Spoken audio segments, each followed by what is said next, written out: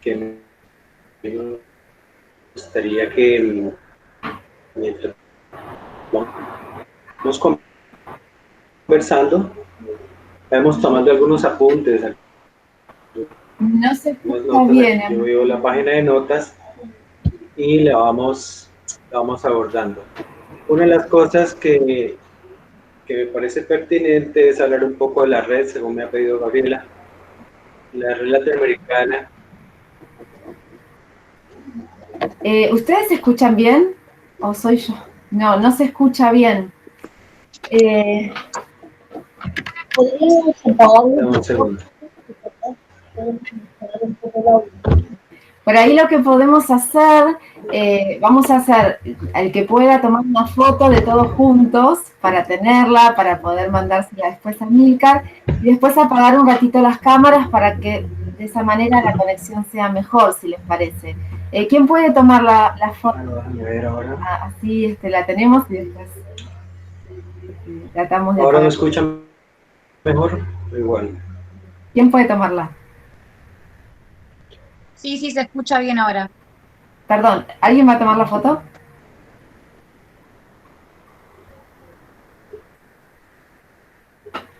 Hola, hola. Yo estoy desde el celular, se me Hola, No sé cómo complica. se no hace. puedo, tengo el celular. Aló. Yo no sé Hago cómo, una por eso captura de no pantalla. explico. Yo pruebo.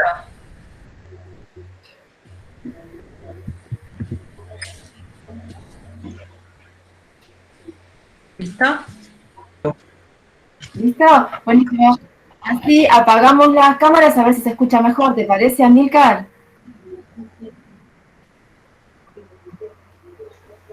A ver, empiezo por apagar la mía. Ok. A ver, vamos a ver si así se escucha Bueno, mejor, porque no se escuchaba nada. Vamos a empezar de nuevo. No voy a leer toda la presentación nuevamente, pero sí decirles que Amílcar es psicólogo egresado de la Universidad Konrad Lorenz de sí, sí, ok. Bogotá, y que además de todas sus especializaciones y sus publicaciones, es coeditor de la revista latinoamericana de orientación y desarrollo humano, Orientación, y es director general de la Red Latinoamericana de Profesionales de la Orientación. Dicho esto, vamos ahora sí a escuchar la primera pregunta que le había pedido a Milcar que nos comentara, es cómo surgió RelaPro, cuáles son los objetivos de esta red latinoamericana de orientadores. Bueno, te escuchamos.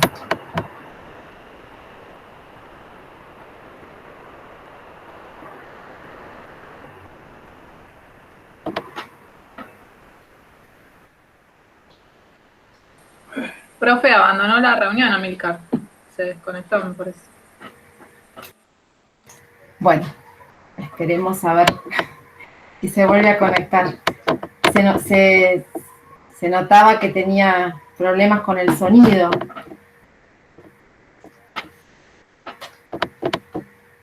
Bueno, esperemos que pueda volver a conectarse. Una pena. Mientras tanto, les cuento que durante esta semana hay algunos eventos relacionados con orientación en Colombia y en otros países. Ahí me está llamando, vamos a ver qué pasó. Hola, Milcar. Hola.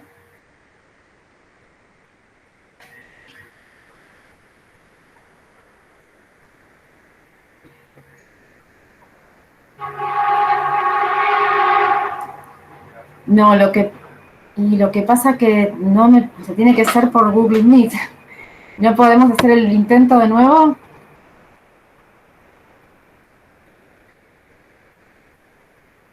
A ver, intentemos de nuevo. Y si no, dejo como para que vos puedas hablar por el teléfono, pero para que te vean por Google Meet. ¿Te parece? Porque como estamos, si no la grabación no va a quedar. ¿Sí? Dale, dale, probemos. Dale.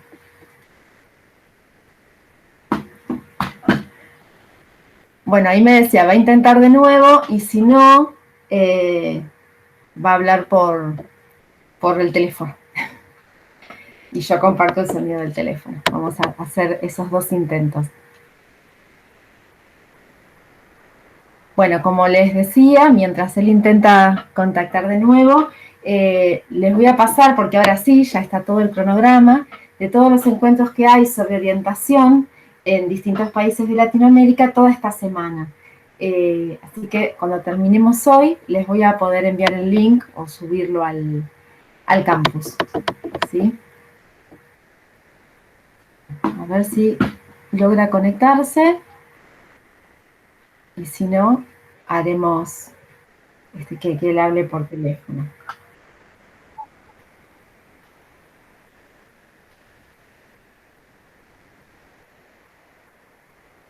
Mientras tanto, tenemos unos segunditos para pensar alguna pregunta para hacerle.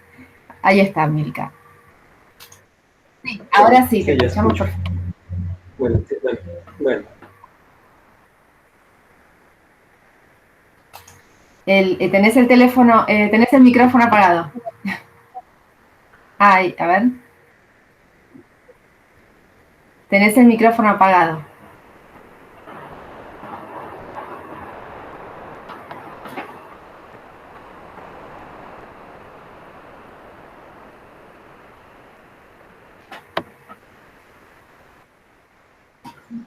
Ahí está, ahí te escuchamos. ¿Aló? Perfecto. Bueno, ok. Bueno, esperemos que en la tercera intento algo.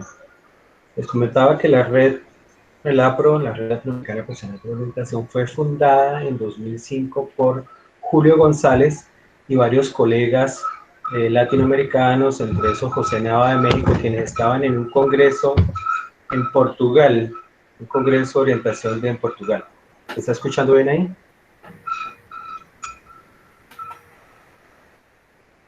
Sí. ¿Se escuchó bien eso? Sí. Ok. Bien, entonces en el 2005 se crea esta red con la finalidad de crear los eventos propios de los orientadores latinoamericanos.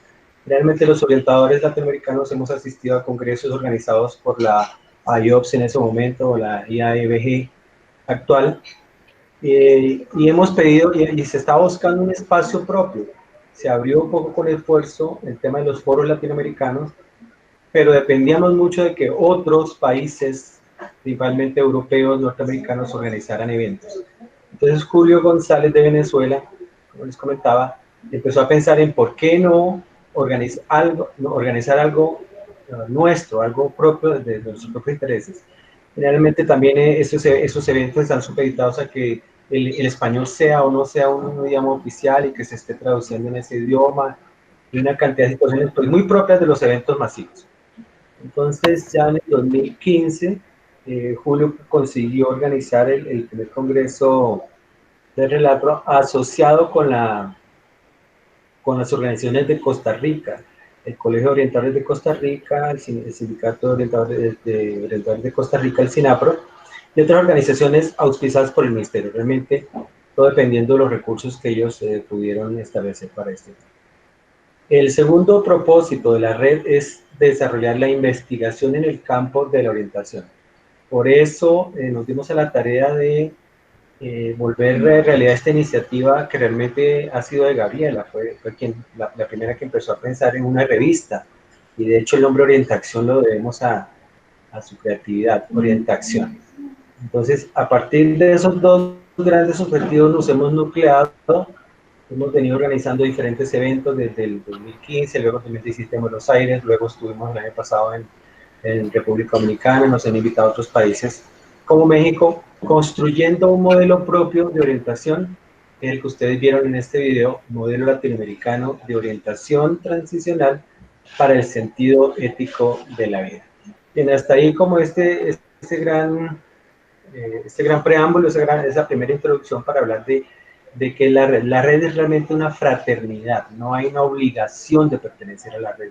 No pedimos una cuota de afiliación porque consideramos que el aporte del profesional es mucho más significativo que, no sé, 20, 50 dólares que se puedan dar mensualmente para una afiliación, sin descartar en el futuro una posible asociación tipo cooperativo que nos pueda ayudar a financiar por los gastos naturales que tiene una organización como esta. Creo que está ahí, Gabriela, es como la primera pregunta. ¿Hay Sí, algo más? Amílcar, sabés que la revista Orientación, el número del 2017, el grupo lo tiene en el campus de la universidad para poder leerlo completo como parte de la bibliografía. La verdad que sí, Excelente. esta revista es muy importante para nosotros porque orientadores de toda Latinoamérica pueden publicar sus ideas, su forma de trabajar. Y un poco la siguiente pregunta tenía que ver con esto, ¿cómo es el rol de un orientador vocacional en Colombia o en otros países de Latinoamérica, como para poder ver en qué se diferencia tal vez de lo que hace un orientador en Argentina, ¿no? Sí, así brevemente puedes contarnos un Sí. poquito de cómo es el trabajo allá. Ok. Bueno, antes de pasar esa pregunta, me acordé y me parece pertinente hablar un poquito más de la revista. Ya estamos en el número 6. Esta es una revista que tiene ISSN, pero estamos en proceso de identificación. No tenemos todavía la cantidad de publicaciones anuales. Tendremos que hacer por lo menos dos o tres publicaciones anuales. Pero a pesar de que no tenemos gran cantidad de publicaciones, sí tenemos calidad, sobre todo en los artículos y en las personas que publican, quienes no están preocupados tanto por la indexación o el reconocimiento, sino porque el contenido llegue rápidamente a quienes nos interesa. La revista pasa primero por el blog, bien lo sabe Gabriela, que puede ser de publicación rápida, pero luego pasa un equipo del consejo editorial, que son dos personas que revisan cada artículo para que ese artículo se considere un artículo publicable. Gabriela, como coeditora, sabe que todo eso es todo un proceso. Gabriela hace la última fase, que es como el ojo clínico al final, y por lo cual aprovecho este momento pues para agradecer ese empeño, que es un trabajo para nada fácil. Bien, el otro tema de cómo trabajamos los orientadores en Colombia. Bien, los orientadores en Colombia tenemos diversas formaciones. Uno, como un 25% somos psicólogos, otro porcentaje más o menos similar son trabajadores sociales, otro porcentaje son psicopedagogos, ahí como un 75%. Y en una variedad del restante 75%, hay pedagogos reeducativos, terapeutas de lenguaje, terapeutas ocupacionales, e inclusive algunos administradores educativos. Entonces es una formación diferente que tiene sus ventajas y tiene sus desventajas. Una ventaja es que pues, se puede encontrar una diversidad de formación. Uno podría hablar de multidisciplinariedad a simple vista, pero pues, se necesita una multidisciplina o una interdisciplina que nos pueda articular. La desventaja es que no existe la carrera de orientación como tal. Existe solamente una facultad, una o dos facultades dentro de la carrera de psicopedagogía que tratan el tema de la orientación, como unas asignaturas, como de pronto unas profundizaciones, pero no existe como tal la carrera de orientación. Aquí la orientación no es una carrera, sino una función que se le escribe a un docente especializado, que somos nosotros, los psicólogos, los trabajadores sociales, psicopedagogos, etcétera, que asumimos esta función. Por lo tanto, el tema del orientador vocacional profesional como tal, pues no existe tampoco, porque el cargo acá es generalista. No nos encargamos solamente de la orientación vocacional, sino de la orientación intrapersonal, de la orientación, sobre todo para la convivencia. Aquí en la ley nos ascribe muchas funciones en el tema de convivencia, el cual nosotros estamos ampliando más en el tema de orientación para la pareja, orientación para la familia, orientación para la comunidad en general. Eso es en principio una gran diferencia. Entonces, por ejemplo, yo como psicólogo no estudié nunca orientación. En la carrera de psicología aquí no se contemplaba la orientación, y menos en mi universidad, donde la orientación educativa era como la cenicienta, como que ese es el tema que menos nos interesaba. Entonces, por lo tanto, yo nunca aprendí nada de orientación en el pregrado. Por eso me tocó acudir a un posgrado, a una especialización en orientación educativa y desarrollo humano, y pues la cual me dio una visión un poco más clara de lo que se podía, no solamente lo que se puede hacer en orientación, sino de un campo más general. También está el tema de que, creo que lo hemos tocado en algún momento en la revista, la psicologización de la orientación, como también puede hablarse de la pedagogización de la orientación. Entonces son extremos en los que nos estamos moviendo en este momento, como decía, la formación que se va obteniendo en orientaciones, gran parte es por el ejercicio profesional y otra parte son por los cursos de especialización que cada uno voluntariamente va haciendo en el camino. ¿Se ha entendido, Gabriela? Sí, Amilcar, perfecto, perfecto. Vamos a, por supuesto, después va a haber un ratito para que puedan preguntar en el grupo, pero a mí me gustaría que pudieras explicar este modelo de orientación transicional para el sentido de la vida. Estuvimos viendo el video antes de que vos ingresaras. Nos costó un poquito el tema del sonido, pero sirvió, se entendió. La idea es que vos puedas ampliar un poquito más, o no sé si vos preferís comentar primero y que después hagan las preguntas. Bueno,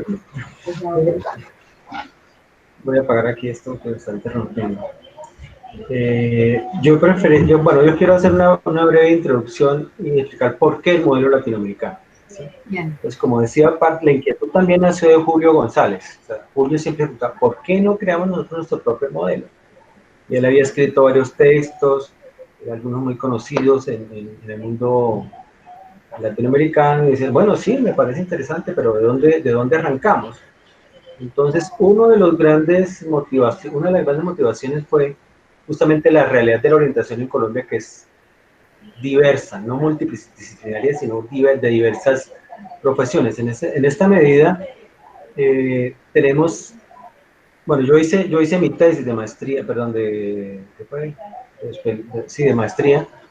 Tesis de maestría investigando el tema de la orientación, la identidad de la orientación, o sea, ¿qué es la orientación? Uno, a pesar de que lleva mucho tiempo en la orientación, no sabe exactamente qué es la orientación y a partir de qué construir una identidad de la orientación. ¿Sí? Realmente nosotros en Colombia estamos muy alejados del campo académico, inclusive de la influencia española o la influencia norteamericana, sino que cada profesional como que llegaba al campo descubriendo eso qué es, qué se hace. Entonces, obviamente, si yo soy psicólogo, tengo una visión psicológica de la orientación.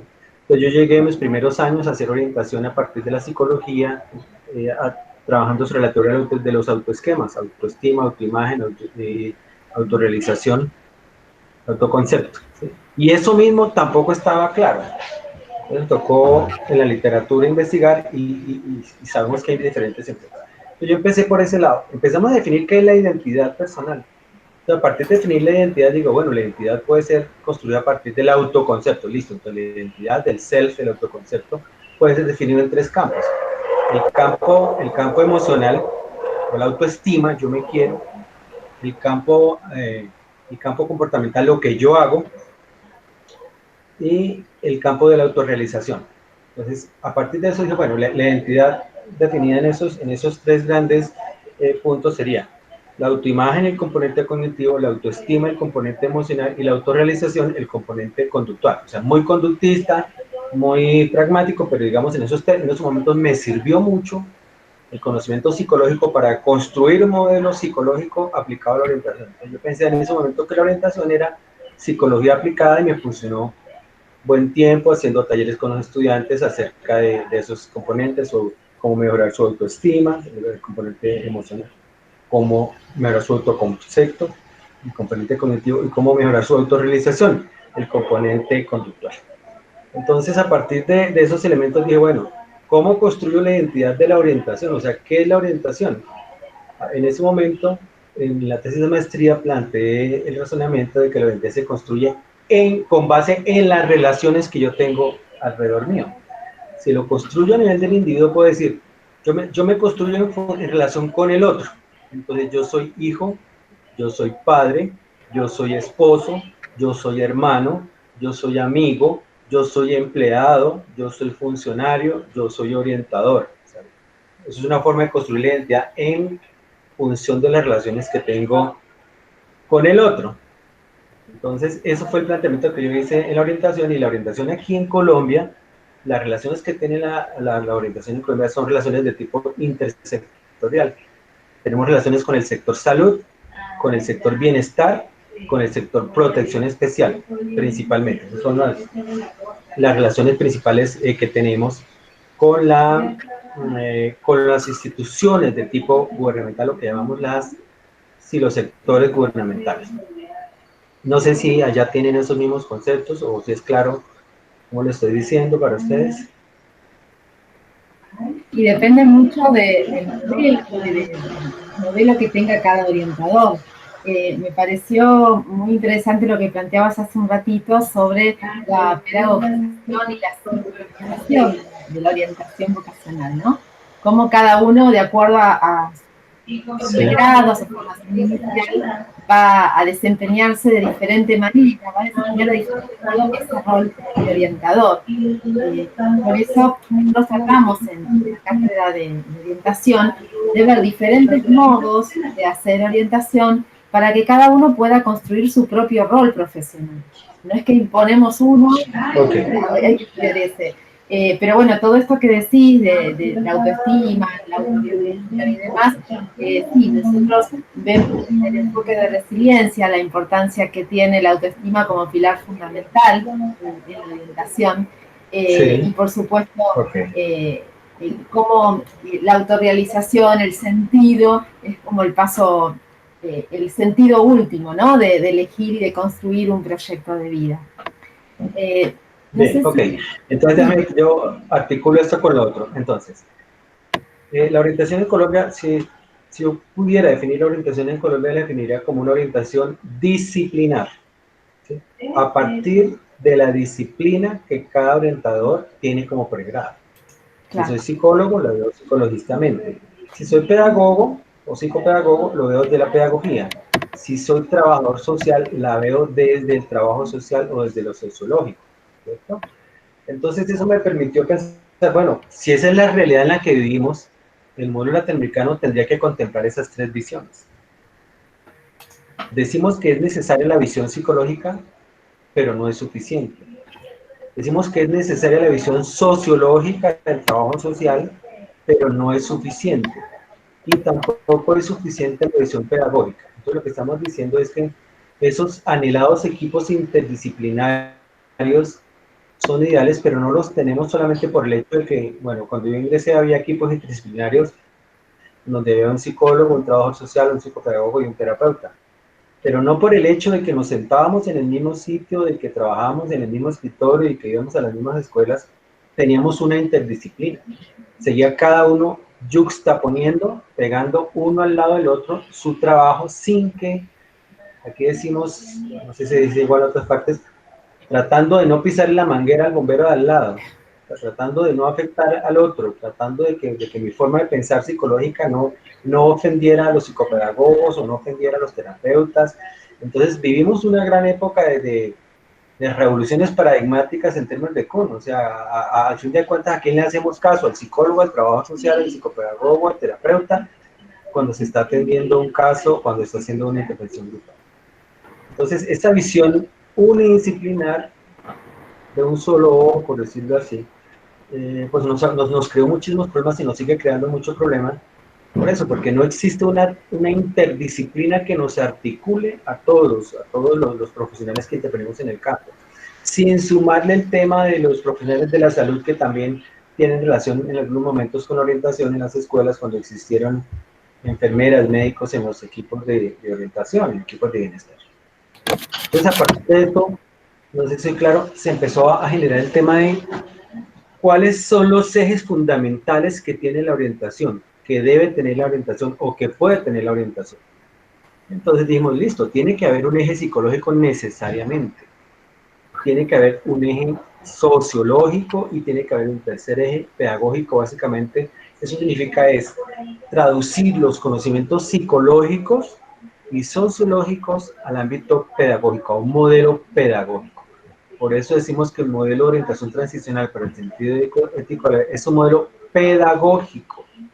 Silvia Battle también de Argentina discutió un poco eso, de que de pronto la visión psicologista o la visión clínica de la orientación que prima en Argentina, como que no es compatible con este modelo que estamos proponiendo.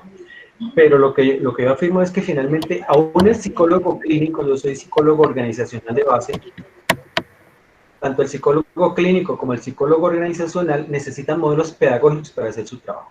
Creo que cualquier profesional necesita modelos pedagógicos para que su trabajo llegue a ser implementado en el ámbito en el que esté. Resalto también que conocimos que en Argentina se trabaja en el ámbito carcelario, igual que en Costa Rica y en Uruguay. Esto no sucede en Colombia. En Colombia solamente trabajamos en el ámbito escolar y por eso tenemos una visión muy reducida de la orientación al ámbito escolar y lo escolar reducido, a su vez, al tema de la educación preescolar básica y media. Hasta ahí. Para de contar, lo que se hace en la universidad no se considera orientación, se considera otra cosa, el trabajo psicológico, etc. Entonces, para no perdernos del hilo, o sea, el modelo latinoamericano está basado en 3 visiones que buscan unificarse en torno a un modelo pedagógico. Hasta ahí, Gabriela, ¿quisieras profundizar algo?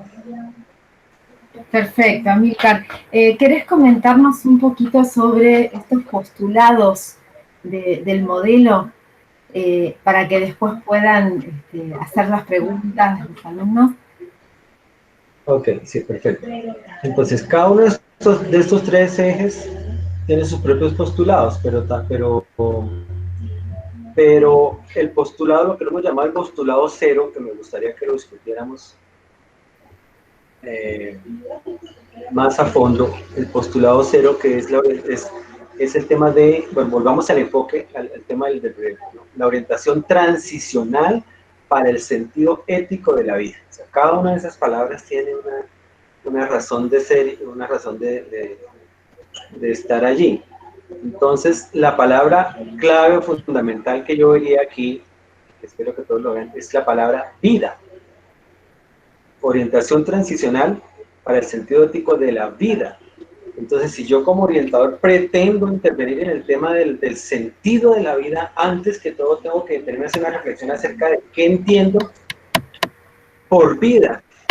Este concepto de orientación por la vida fue propuesto por Max Cefoto en Buenos Aires. O sea, yo lo conocí por primera vez, o sea, no porque no lo hubiera escuchado, pero como que esa vez en Buenos Aires, junto con Gabriela y todos los exponentes, por lo menos yo me detuve en ese concepto de orientación para la vida, que es como en Sudáfrica le llamaban a ese modelo que él habló de la orientación. Perdón, Gabriel, un segundito. Yo les había comentado que cuando se hizo el congreso de la Red Latinoamericana de Orientadores en Buenos Aires, en UDEM, habían venido orientadores de todos los países de Latinoamérica y estaba también Max Cefoto de Sudáfrica. Bueno, fue él el único disertante que no era latinoamericano y que propuso esto que les está comentando Amílcar ahora. Sí. Sí. Bien, Max Cefoto está vinculado por la orientación porque él hizo un posgrado en México. Entonces, por esa razón él está vinculado al tema de la orientación, es orientador en la Universidad de Johannesburgo, realmente investigador, docente universitario, y trabaja más específicamente con el tema de la discapacidad. Bien, a partir de ese planteamiento de Max Cefoto, empezamos a hablar del concepto de orientación para la vida. Orientación para la vida. Volviéndonos un poquitico, entonces, si yo hablo de orientación para la vida, tengo que detenerme a plantearme la pregunta de, para mí, ¿qué es la vida? Entonces, allí empezamos a hablar del postulado cero, concepciones sobre la vida. En esas concepciones sobre la vida, pues encontramos que hay diferentes concepciones, pero que se pueden reducir en 2 grandes enfoques. Uno, la vida es un fenómeno intrascendente. La vida es un fenómeno producido de manera accidental puede ser el choque de 2 grandes constelaciones o por algún fenómeno cósmico que desconocemos. De ese accidente pues hubo una cadena de sucesos fortuitos muy afortunados que produjeron bueno, todo el desarrollo evolutivo de la vida en la Tierra, los aminoácidos, la cadena de aminoácidos, los unicelulares, los pluricelulares, todas las clases de animales que conocemos. La vida en la Tierra se produjo de forma accidental y es algo pues que es común y corriente, o sea, que eso no hay que asombrarse mucho, es algo que simplemente sucedió y punto. Hay un neuropsicólogo colombiano, Rodolfo Ginás, que dice que si somos materia y obedecemos a un azar evolutivo, pues en últimas no importa mucho lo que pase nosotros en esta pandemia, entre paréntesis, como individuos o como especies. Pero si por el contrario somos algo más que materia, no digamos alma, pero sí conciencia o mente, quizá haya un sentido trascendente para nuestras vidas, un misterio que nos mantenga curiosos y respetuosos ante el fenómeno de la vida. Así estaría justificada una acción ética o un cuidado de las especies. Entonces, son los dos grandes enfoques. También hay otros autores. Einstein dice, hay dos formas de ver la vida, una que no existen milagros y la otra es que todo es un milagro. Como aquí la posición es 50-50, yo puedo pensar una cosa a la otra, pues en el modelo latinoamericano hemos elegido la segunda opción. Pensamos que la vida es un milagro, que es un acto trascendente, que todo es un milagro y que todo es digno de reverencia. Por lo tanto, si un fenómeno es así de importante, pues entonces vale la pena trabajar en ello, hacer un trabajo en orientación. Ese principio cero, en principio se ha visto de pronto como dogmático, como que... Bueno, hemos tenido bastantes objeciones al modelo en cuanto a ese principio, y quisiera de pronto hacer una pausa aquí, si alguien quiere comentar el principio sobre este postulado, ¿qué nos diría? Perfecto. Quien quiera opinar puede abrir su micrófono. O escribe aquí en el chat lo que estoy haciendo. Aprovecho, Emilcar, que no lo pude hacer antes, para presentarte que, bueno, son 35 los alumnos de la asignatura y mi compañera, mi docente también, Violeta Ferro, que estamos a cargo de la cátedra las dos. Saludos, Violeta. Un gusto escuchar. Un gusto, Violeta, muchas gracias. ¿Cómo se llama la asignatura? Orientación vocacional ocupacional. Y está en el cuarto año Ahí tenemos otra de psicología. Acá tenemos un comentario que quiere hacer Martín. Sí. Con esto de cuando te referís a encontrar el sentido a la vida, ¿no? Llevado a la orientación vocacional sería encontrar algo que, una actividad que nos motive a seguir, ¿eso sería la idea? Tratar de encontrar... Sí, tiene que ver con... Llevado a lo vocacional, bueno, ¿no? Bueno, una aclaración que hago, el modelo no está pensado solamente para lo vocacional, está pensado para la orientación en general, y una de la segunda rama, que es la orientación, la primera que es orientación para la vida intrapersonal, la segunda que es orientación para la vida académica, allí incluimos el tema de la orientación vocacional, porque creo que tiene una relación entre lo académico y lo laboral. Y lo tercero que es la vida en comunidad. Entonces, lo que queremos transmitir es el principio cero, y es que para poder ser orientador en este modelo de orientación transicional para el sentido de la vida, debemos estar de acuerdo con el principio cero, que la vida es un fenómeno trascendental, que la vida es un fenómeno especial, que la vida no puede ser un accidente, que la vida tiene sentido en sí misma, y que como tiene sentido en sí misma, nosotros le podemos construir un sentido personal a lo que hacemos en cada una de estas áreas. Entonces, como decía, alguien puede decir, no, para mí la vida es totalmente intrascendente, o sea, una posición, podemos decir, nihilista, o la vida no tiene sentido.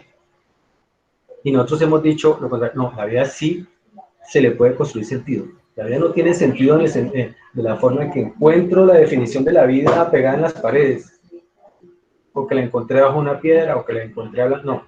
Yo necesito construirle sentido a la vida.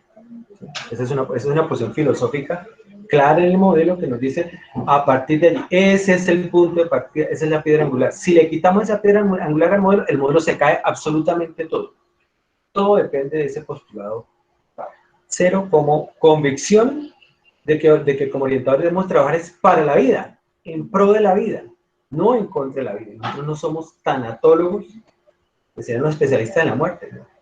Si pudiéramos encontrar un antónimo de la tanatología, tendría que ser la orientación para la vida. El tanatólogo se especializa en orientación para la muerte, para el bien morir, condiciones que a nosotros no nos interesa tocar en este modelo, porque no es el tema, digamos. Creo que no quiero ser muy reiterativo, pero digamos sí es fundamental para nosotros este tema de que la vida es algo fundamental. Y el segundo concepto ahí es lo transicional. Lo transicional. Otro principio que esperamos que quede claro en el modelo es que el sentido de la vida lo encontramos en la medida en que vamos transitando de un espacio transicional al otro, de un momento al otro encontramos una parte de ese sentido. Obviamente, no, yo tenía un sentido de la vida cuando estaba transitando del 5º grado de primaria a lo que aquí llamamos el bachillerato, o de la primaria a la secundaria. Allí encontré una forma de darle sentido a la vida. ¿Qué sentido tiene seguir estudiando? Eso tiene que servir para algo. Bueno, ahí como que encontré una parte del sentido. Otra parte la encontré cuando terminé el bachillerato y transité a la educación superior. Entonces ese es el segundo concepto de transicionalidad. Sin ser muy psicoanalistas, retomamos a Winnicott. Entonces hablamos de evento transicional, espacio transicional, objeto transicional. Entonces creo que eso para nosotros todos es común. Yo le voy a pedir el ejercicio a los estudiantes que piensen en la última vez que estuvo en un evento transicional y me lo comente.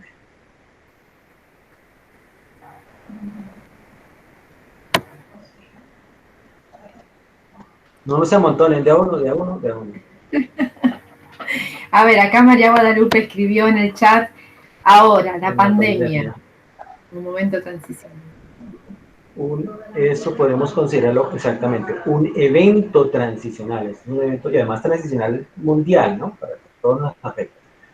María Guadalupe, ¿cómo te afectó a ti este evento transicional? En todo, me tuve que adaptar de 1000 maneras para toda mi vida, mis hijos, mi casa, mi trabajo, el estudio. Exactamente, pero me imagino que tú no dijiste no, aquí se acabó la vida, aquí ya no hay nada que hacer, vámonos, empaquémonos, devolvámonos. Tuviste que construirle un sentido a esta situación, ¿no es de esa manera? ¿Es así?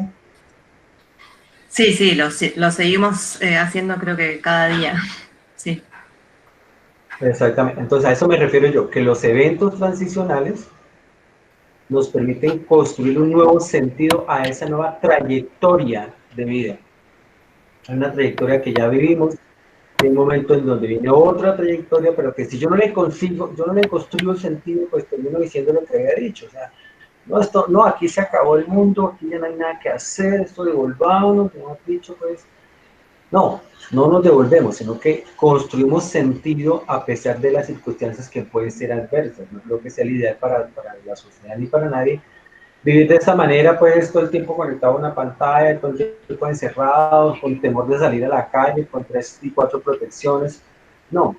Entonces, lo que decimos es que a la vida se le va construyendo sentido, especialmente en los momentos de transición, ya sea una transición de tipo académico o una transición de tipo social, o un evento social como este. Pero hay objetos transicionales que marcan de manera fundamental, ¿sí? Creo que a nadie se le olvidará su ceremonia de grado. Es un evento transicional muy claro, en donde hay un discurso transicional donde se dice, aquí le entregamos un certificado de que usted es capaz de que aquí para adelante el nivel de exigencia va a ser mayor, de que la sociedad espera de usted muchísimas cosas, que por lo menos su familia espere, que usted se sostenga a sí mismo, etcétera, etcétera. Hay un discurso transicional y hay un objeto transicional. ¿Cuál es el objeto transicional allí? ¿Cuál es el objeto relevante en la ceremonia de grado?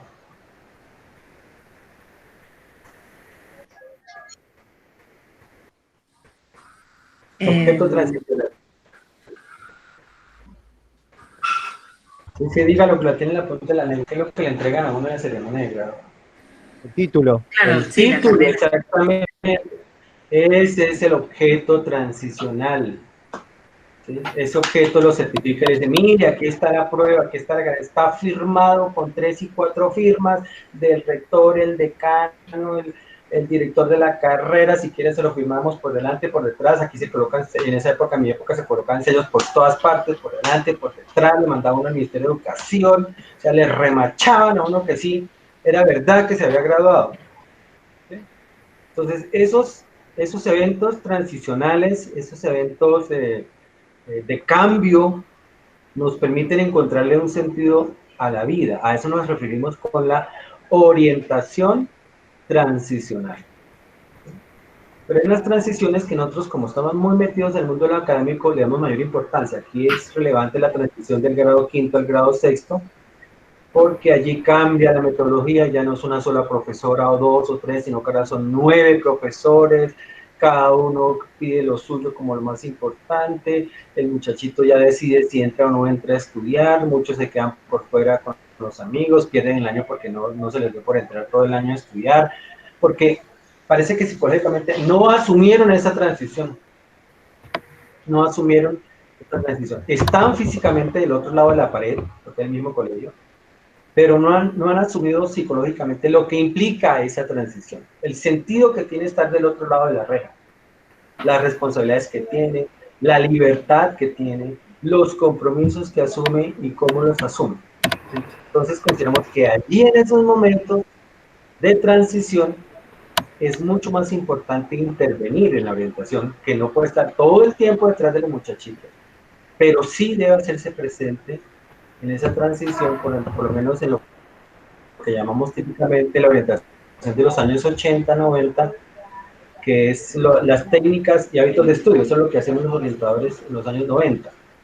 Trabajar en técnicas, métodos y hábitos de estudio. Entonces decimos que ese estudiante que llega al bachillerato de la primaria a la secundaria, seguramente no, por lo menos en lo académico, en su vida académica, no asimiló las técnicas, métodos y hábitos de estudio. Entonces por eso posiblemente no entra, porque él no entiende qué es lo que está pasando allá. Pero más que todo es por el sentido actitudinal, el tema actitudinal, que es el primer capítulo del modelo, que tiene que ver con lo actitudinal y lo emocional. Es, sus actitudes y emociones no están de acuerdo con lo que el ámbito escolar le está pidiendo. Él quiere seguir jugando, él quiere seguir paseando, él le gusta mucho ir al colegio, pero no le gusta entrar a clase. Le gusta ir mucho al colegio a socializar, a conseguir amigos, a conseguir novia, etcétera, pero el mundo académico como tal no le ha entrado en su racionamiento. Dice, bueno, yo aquí estoy, pero por el refrigerio, por el almuerzo, por los amigos, pero por lo demás no. Entonces creo que queda claro eso desde la orientación transicional y el sentido de la vida. Entonces entendemos la vida como algo sagrado, como algo especial, como algo sublime, porque si eso no fuera así, pues ni valdría la pena hacer ningún esfuerzo. Si la vida es un accidente, si la vida es una casualidad, pues da lo mismo ir que venir. Amílcar, acá en el chat, Ivana pregunta, ¿y en esos casos, cómo intervienen dentro de la educación? ¿Horas cátedra para eso o acompañamiento? Bueno, muy buena pregunta. Aquí yo quiero responder es de qué es lo que propone el modelo. ¿Qué es lo que se propone en el modelo? No tanto mi opinión personal solamente, sino porque, vuelvo y digo, este modelo ha pasado por 11 encuestas con orientadores de diferentes partes del mundo y a todos les estamos preguntando, estamos validando cosas, no porque nos basemos solamente en las encuestas, pero sí es importante tener. En esos casos, ¿qué sucede? ¿Qué es lo que propone el modelo? Entonces, el modelo habla de 3 áreas de intervención o de mediación. Orientación para la vida intrapersonal, orientación para la vida académica y orientación para la vida en comunidad.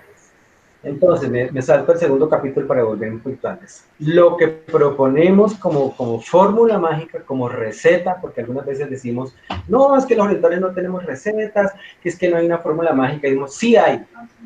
Sí tiene que haber unas estrategias claras. Por ejemplo, ¿para qué estudié yo 5 años? ¿Para qué llegué investigando 20 años? ¿Para qué estudié en esto? O sea, sí tiene que haber unas estrategias claras. Y la estrategia en el mundo de la vida académica es oler. Oír, leer, escribir y relatar. O sea, así de sencillo, así de elemental, así de básico es la propuesta para el mundo académico. La vida académica se basa en eso. A usted, en su educación básica, en su educación media, en su educación superior, en su educación de posgrado, de postdoctorado, de PhD, lo van a evaluar por las mismas 4 habilidades comunicativas que vienen trabajando desde preescolar. Su comprensión oral, entiende lo que sucede en una conferencia. Su comprensión escrita, entiende textos complejos de su disciplina. Su expresión oral puede sustentar oralmente sus ideas. Y su expresión escrita puede redactar textos altamente complejos o altamente estructurados para la asignatura que esté, para lo que sea, para lo que quiera. Entonces, ¿qué hacer? ¿Qué hacer? Estamos hablando de ese muchacho que está en esa transición, que como que no encuentra, no le encuentra sentido a lo académico. Entonces yo empecé por el final y es que le estoy dando técnicas. Finalmente esas son técnicas que no son absolutamente novedosas, que se han trabajado desde preescolar, pero muchas veces no somos conscientes de la relevancia que eso tiene. Mucho menos cuando uno tiene 12 años. ¿Esto como para qué? Aquí decimos la generación del paqueísmo. ¿Y eso para qué? ¿Para qué me sirve la matemática si existen los computadores o las calculadoras? ¿Para qué estudio yo filosofía? ¿Para qué estudio yo ciencias? Eso como ¿para qué me va a servir? Entonces cuando llego a esa posición, nada tiene sentido. Entonces aquí hay cosas, el proceso puede cansar, romper la garganta, explicar muchas veces qué es lo que, para qué sirven esas cosas, pero ¿qué es lo que falta? El sentido que eso tiene. Y el sentido de lo académico está asociado con un campo de conocimiento que me apasiona. Entonces creo que el tema de la exploración vocacional tiene fundamentalmente que ver con eso, y ojalá desde etapas más tempranas, pero por lo menos que se diera en esa transición de la educación básica, primaria, a la educación secundaria. En ese momento ahí hay que hacer un par y decir, bueno, este muchacho no es suficiente con que lo regañen por estar fuera del salón, no es suficiente con que le llamen el padre de familia, no es suficiente con que el orientador lo amenace o lo asuste, sino que se necesita una reflexión de decir, oiga, ¿usted se ha dado cuenta que si usted quiere ser ingeniero, tiene que saber las matemáticas de primaria? Que si usted quiere ser médico, tiene que saber la biología de primaria, que si usted quiere ser lo que usted quiere hacer en la vida, necesita aprender eso ahora y no. La idea que ellos tienen es una idea bastante equivocada y muy incidente, y es que piensan que es que eso lo van a aprender es cuando lleguen a la universidad. Pues cuando yo llegue a la universidad es que voy a aprender biología. Cuando llegue a la universidad es que voy a aprender matemáticas. Cuando llegue a la universidad es que voy a aprender, no, es que voy a aprender es ahora. Ah, entonces sucede el insight, el chispazo. Ah, entonces esto sí tiene algo que ver con mi vida real. Entonces, ese es el primer espacio como de reflexión que debe propiciar el orientador. Insistir, propiciar estrategias hasta que ese gente entienda. Ah, entonces por eso es que es tan importante que yo desarrolle las habilidades comunicativas, comprender, comprensión oral y escrita, expresión oral y escrita, oler, oír, leer, escribir y relatar. Por eso, para eso tenemos un método que se llama sinapsis, de eso no vamos a hablar ahora, pero digamos, en resumen es eso. Entonces vemos que allí en ese fenómeno está confluyendo lo actitudinal. Ah, la actitud de ese muchacho tiene que cambiar necesariamente si ha hecho esa transición mental, si ha pasado por el insight de entender qué es o por qué o para qué es tan importante ese tema de asistir a matemáticas. Por otra barrera mental que tiene, no, es que a mí no me gustan las matemáticas, a mí no me gusta el inglés. Ah, bueno, cuando un muchacho entiende que es que hay cosas que aprender, no porque uno las quiera, las escoja, sino porque son parte de la vida y que la vida también incluye eso, que no todo lo que hago en la vida me tiene que gustar, o no me tiene que gustar de la misma manera, pero que es un requisito necesario para trascender. Entonces ahí está lo actitudinal y las cosmovisiones, sobre todo el tema de las cosmovisiones, ahí lo trabajamos de una manera muy detenida. 3 cosmovisiones fundamentales: la nihilista, la materialista y una visión que podemos llamar existencialista. Básicamente el tema que encontramos es muchos estudiantes nihilista, que son los que dicen, no, pues que ni para qué hago el esfuerzo, si es que definitivamente, ¿para qué hago el esfuerzo de estudiar matemáticas si eso no me va a servir para nada en la vida porque yo voy a ser panadero? Son unos mitos que se van creando en esos conversatorios que hemos tenido durante esta semana de orientación vocacional. un compañero hablaba de eso, los mitos. Entonces el estudiante tiene unos mitos. Entonces hay un trabajo psicológico que hay que hacer y es desmontar esos mitos, que no es para nada fácil.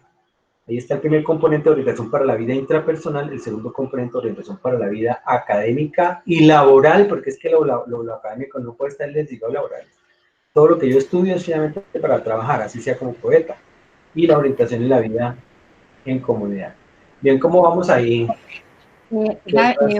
Amílcar, para agregar algo a lo que dijiste, muy interesante, todo realmente muy interesante, es que muchas veces puede no gustarnos alguna actividad, pero en la medida que la aprendemos, también aprendemos a amarla.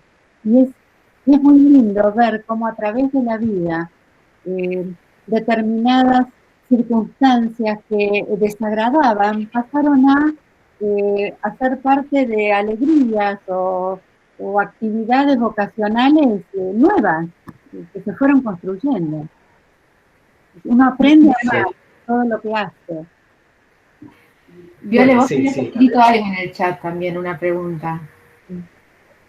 Bueno, quiero complementar un poquito lo que Violeta decía, y es que ese es otro fundamental. Este modelo no está basado en la búsqueda de la felicidad.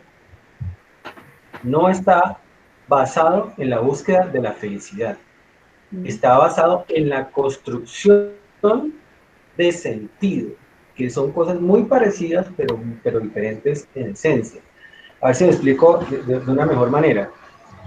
Cuando yo vivo en búsqueda de la felicidad todo el tiempo, entonces todo lo que haga me tiene que gustar. Si no me gusta el café, pues no tomo café. Así de sencillo.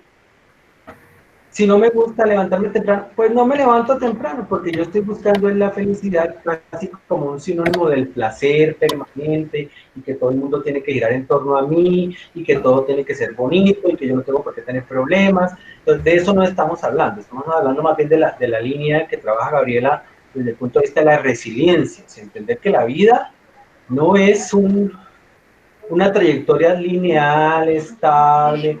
Yo voy del punto A al punto B, luego al punto C, luego al punto A, y luego me muero ya.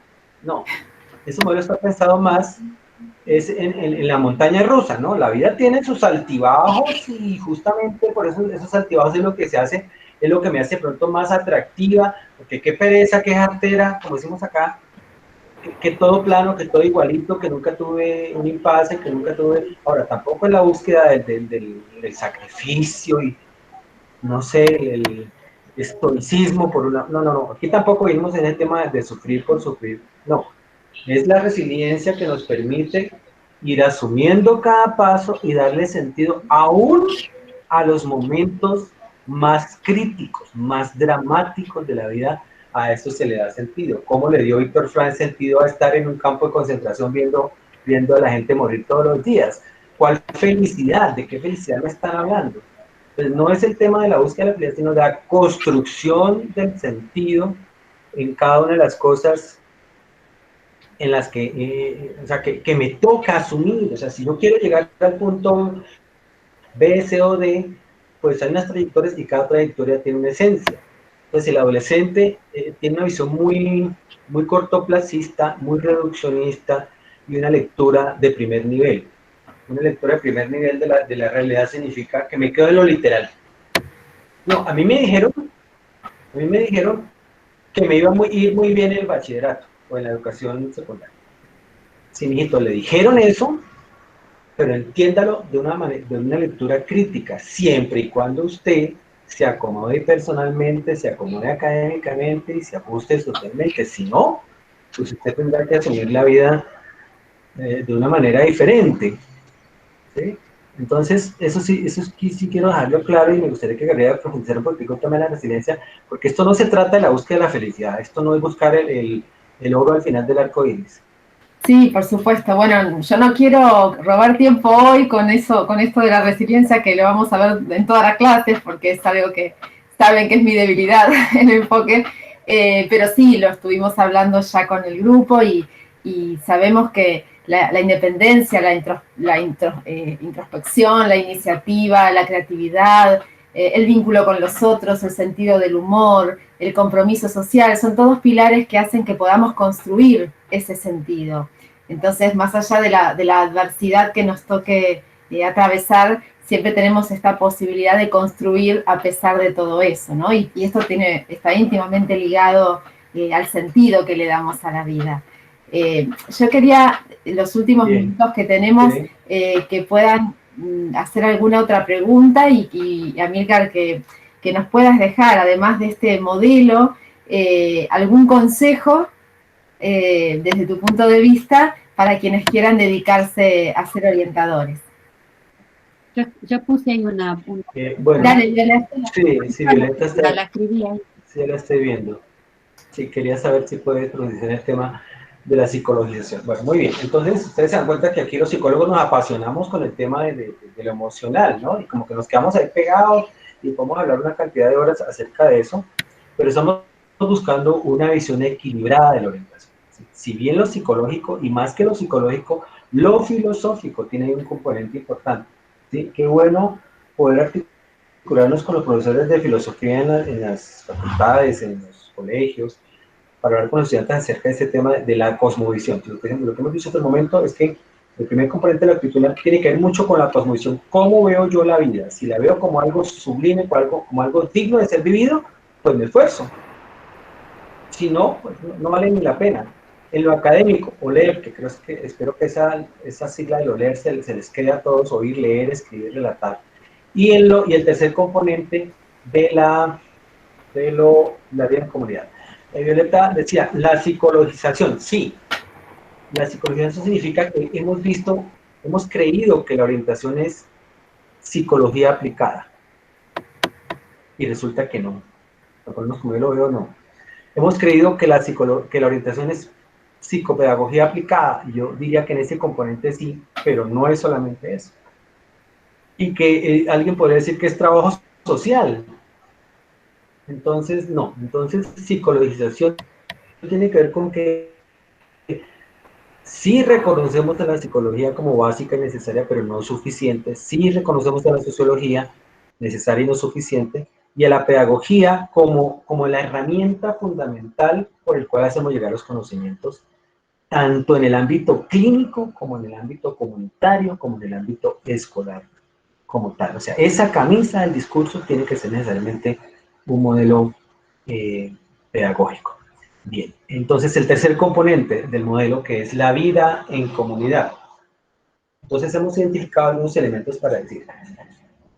Para encontrar el sentido de la vida hay tres vías: la vida intrapersonal, la vida académica y la vida comunitaria. Resumiendo con la vida académica, hay gente que dice, no, pues para mí la vida es suficiente, o sea, ya tiene sentido por el hecho de que me dediqué a coleccionar diplomas y pegarlos en la pared. Es decir, adquirir un estatus para que mis amigos, mi familia se den cuenta que yo me dedicaba a eso. Y eso, para mí está todo el sentido de eso, y eso es válido. Pero podemos decir que no es suficiente. Yo no soy simplemente un ser académico, soy un ser social que tiene otros componentes, personas. En el tercer componente de la vida en comunidad, pues a la vida en comunidad nos referimos con varios elementos. ¿Con quién vivimos la vida en comunidad? Lo que yo decía, la tesis que hice de maestría tenía que ver, yo defino mi identidad con base en mis relaciones. Yo soy hijo, yo soy padre, yo soy hermano, yo soy empleado, yo soy empresario, yo soy emprendedor, en relación con el otro. Entonces, para relacionarme con el otro, ustedes saben que de la misma teoría de la psicología social vienen las habilidades sociales, pero no todas. Ustedes con un manual de psicología social van a encontrar por allá unas 30 o 40 habilidades sociales que uno debería desarrollar. De esas solamente tomamos 4 y las fusionamos.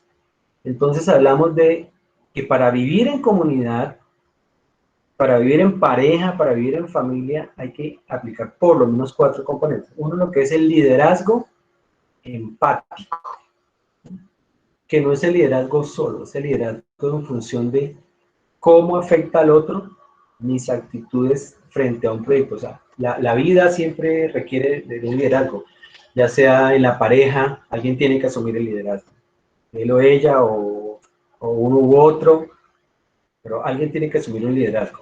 Pero tiene que ser un liderazgo empático, un liderazgo impuesto, no un liderazgo autodeterminado, no un liderazgo como que, oiga, entendemos que sí, que aquí alguien tiene que liderar, no significa que tiene que imponer, no es el mandamás, no es el tirar, no. Pero alguien tiene que tomar la iniciativa en las cosas. Liderazgo empático. Y el otro término es de la alteridad asertiva. Se ha hablado mucho de la alteridad, de entender al otro, comprender al otro, saber quién es el otro, preocuparse por el otro. Pero a veces nos quedamos en ese tema de que sí, yo ya entiendo que, mijito, yo ya entiendo que usted no hace tareas porque no le gusta. Ah, bueno, yo ya entendí. Bien, ¿y eso qué? ¿Hacia dónde nos dirige? Más bien nos paraliza. Entonces hablamos de una alteridad asertiva. Ah, bueno, yo lo entiendo a usted, pero es que ahí no se puede quedar. Entonces, esos componentes de lo social, o sea, una cosa es entender al otro y ser empático con el otro, pero finalmente no estamos en el mismo nivel. Yo soy el orientador, usted es el orientante o el orientado, y tenemos que avanzar en este proceso de lo social. Esperamos que esos principios sean fundamentales y aplicables a la pareja, a la familia, a los compañeros de trabajo, sobre todo, a los equipos de trabajo, que también consideramos que tienen que ser equipos soleros, equipos sinérgicos en cuanto a las habilidades comunicativas. Entonces, si yo entiendo que usted se comprometió en mi equipo de trabajo, seguramente aquí hay equipos de trabajo, trabajo en equipo, ¿no? O grupos de trabajo. Sí trabajan en equipo, Gabriel, Violeta. Sí, sí. Perdón, Amílcar, justo pasó el tren acá y no escuché. Bueno, yo decía que los principios de liderazgo empático y de alteridad asertiva se aplican a los equipos de trabajo académico. Claro. Entonces resulta que para la exposición de la semana pasada le correspondía al grupo A. Y tú como profesora, ustedes como profesores junto a Violeta, evalúan. Y bueno, pero resulta que ese equipo no cumplió con el trabajo. ¿Cómo actuarían ustedes del liderazgo empático y la alteridad asertiva si me dice entender? No podemos hacer el trabajo, profesora. Qué pena con usted. ¿Qué le dirían ustedes?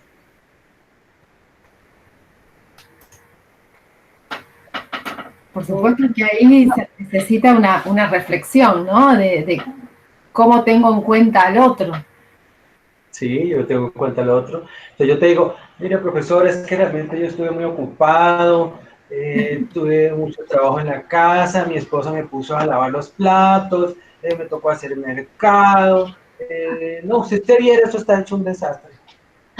Con tus mismas palabras, que no se paralice, que la vida no se paralice, que continúa, el trabajo sigue. Sería un pensar todos juntos cómo continuar. Exacto, listo. Un liderazgo empático es eso, o sea, yo te entiendo, pero no es suficiente la excusa que me estás dando. Te necesita... Entiendo, pero es que resulta que todos lavamos platos, todos hacemos cosas, todos tenemos que ir de compras, estemos donde estemos, y eso no es suficiente. O sea, más bien, ¿qué otra cosa le dirías, Gabriela?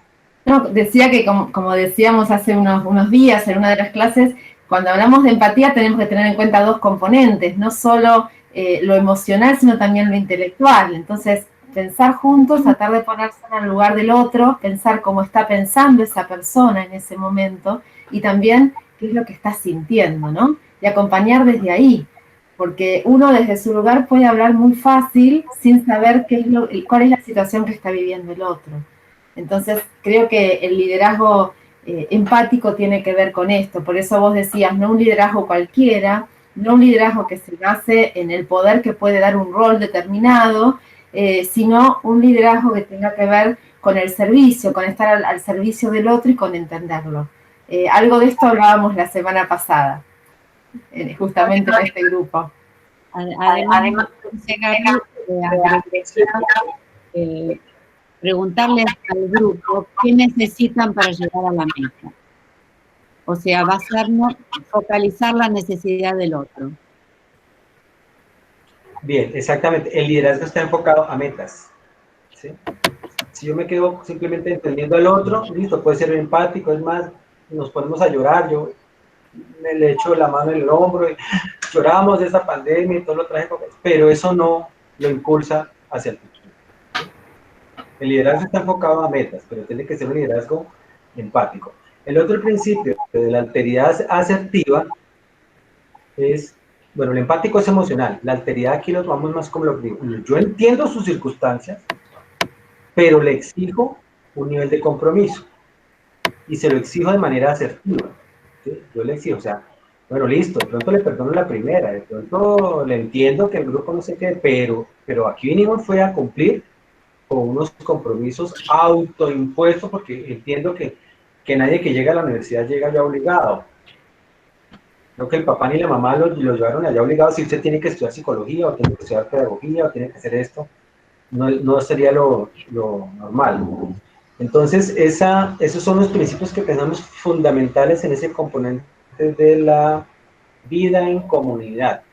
El otro componente que creo que lo trabajan ustedes más es el tema de la responsabilidad social. ¿No? Creo que ustedes tienen una cátedra de eso, la responsabilidad social, que es también obligatoria en el sentido de la responsabilidad de las empresas, pero también la responsabilidad de las personas en lo solidario. Pero de eso no quisiera hablar mucho, pero digamos, quiero hacer redondear el modelo que hemos presentado, que estamos construyendo en estos grandes componentes.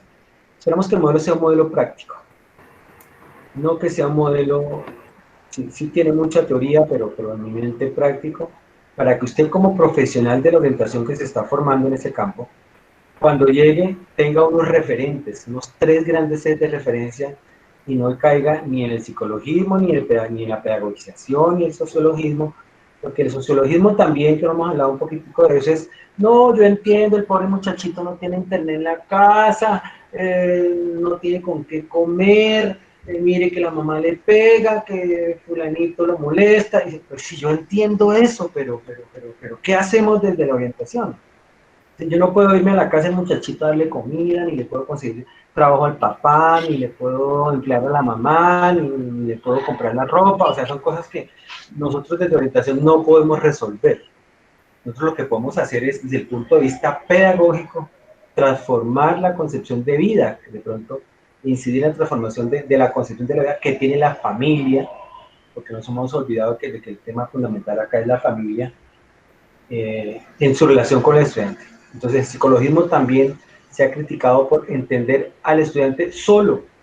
Yo lo cito solo a mi consultorio, lo siento ahí frente de mí, tomo unas notas en el computador, como si el muchachito existiera en el vacío.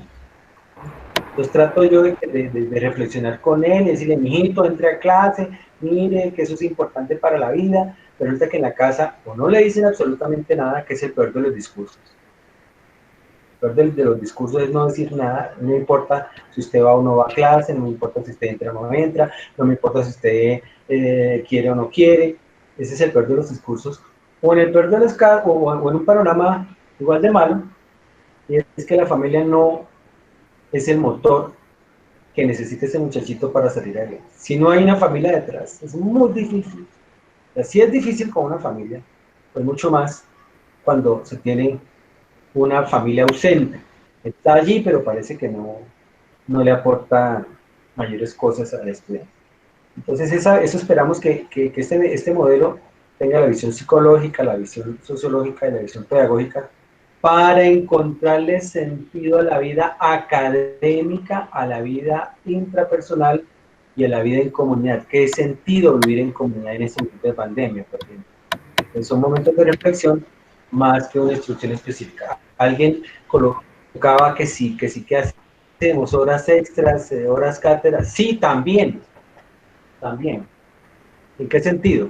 Mire, el modelo de Finlandia, los finlandeses estuvieron aquí en Colombia, hicieron un seminario acerca del modelo finlandés y pudimos hablar directamente con los profesores que trajeron el modelo, presentaron el modelo y nos decían, mire, esencialmente el modelo finlandés funciona porque nadie se queda atrás.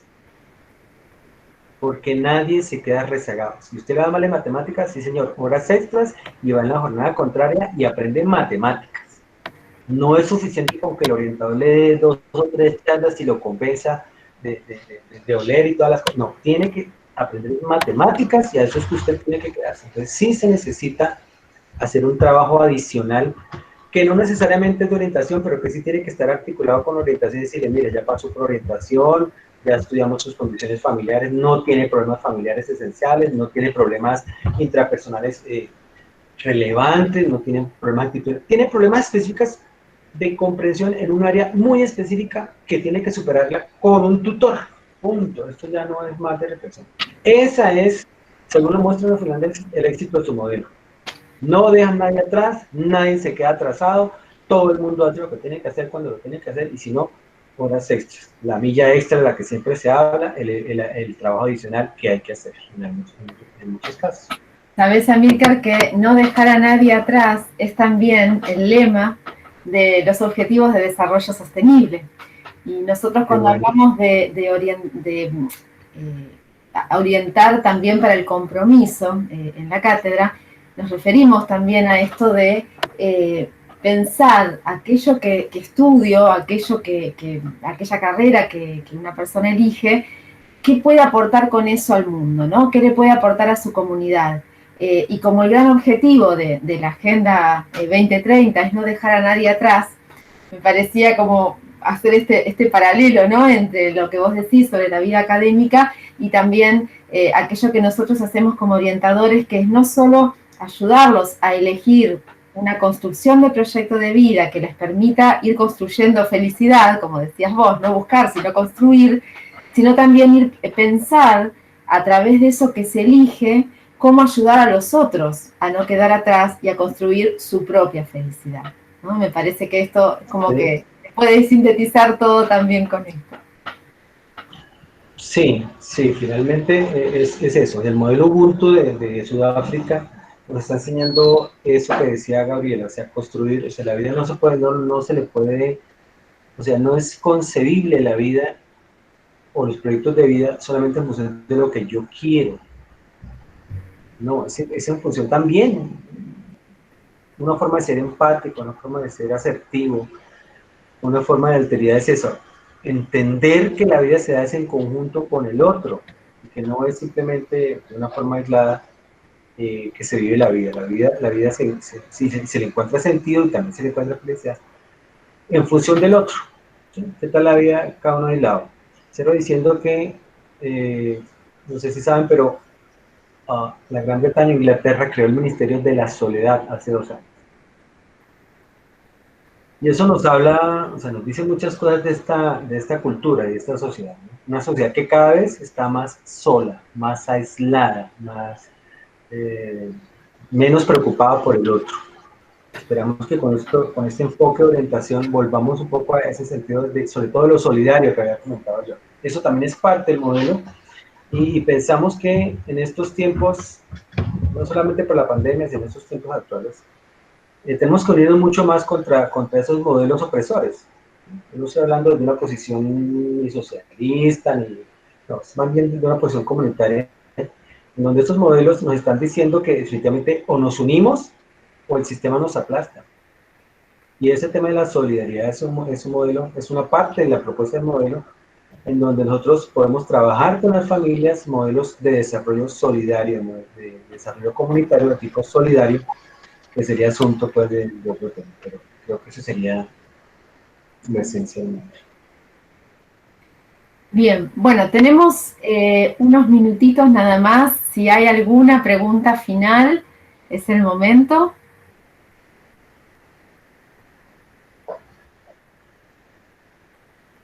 ¿No? Amílcar, ¿algún último consejo para quienes se quieran dedicar a orientación? Sí, no podría dejar pasar la oportunidad para decir lo siguiente.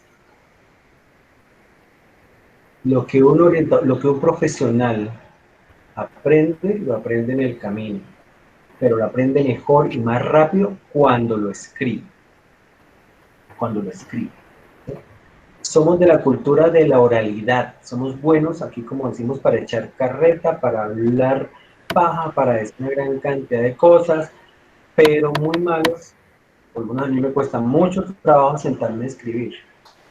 Entonces, el discurso escrito es el capital discursivo del profesional. Usted no puede salir a la vida profesional como salí yo con una caja de fotocopias que no alcancé a leer nunca, que después, que apenas la alcancé a subrayar, y que después me tocó sentarme a decir, bueno, ¿ahora qué hago? Entonces, yo valoro muchísimo los trabajos escritos en cualquier ámbito. Yo sé lo que cuesta escribir 3 páginas. Entonces creo que De las 4 habilidades comunicativas de las que vengo hablando, valoro mucho más la expresión escrita. Es lo que digo, aquí hay una universidad que en primer semestre se propuso no aceptarle trabajos en computadora a ningún estudiante. Todos los trabajos tenían que ser escritos a mano, porque esta generación se volvió popular el copy-paste. Yo me entro a internet, busco una página que hable de resiliencia, la copio, la pego, muchas veces ni la justifico, la imprimo y ya, listo, salí del problema.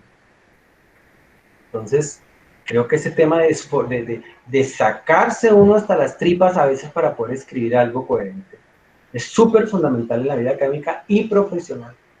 Usted llega con ese capital discursivo claro, y decir, mire, yo lo que creo es esto, esto, esto y esto, ya sé cómo asumir el mundo laboral y el mundo, inclusive el mundo personal. Por favor, escribir, muchachos, ahí los espera la revista Venta Acción.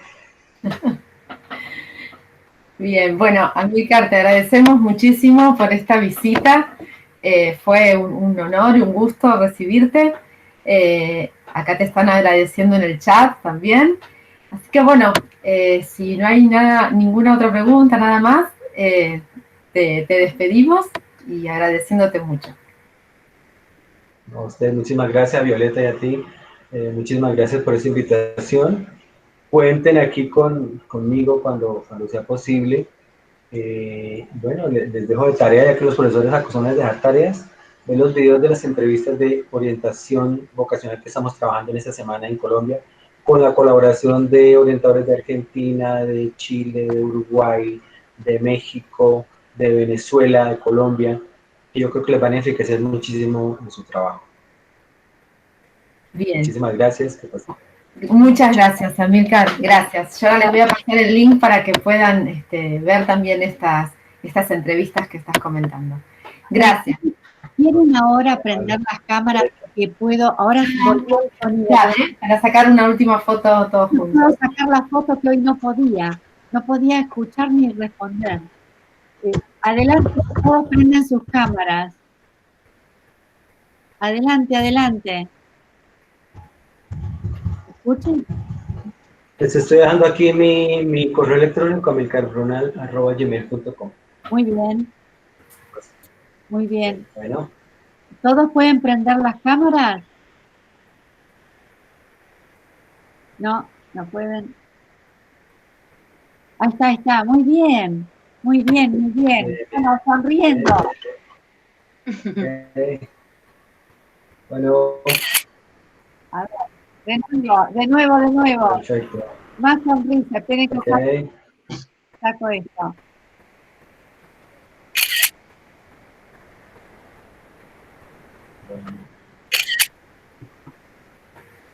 A ver si aparece alguien más. Un aplauso para mí. Bueno, a ustedes, muchas gracias. Bueno, por favor, Muchas gracias. Nos vemos.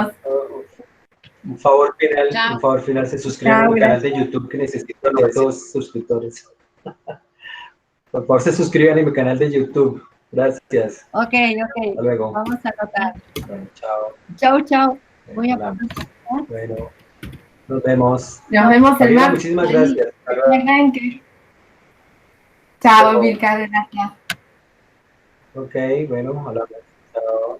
Hasta el martes, nos vemos a las 20 entonces. Chao, hasta el martes. Chau. Chao,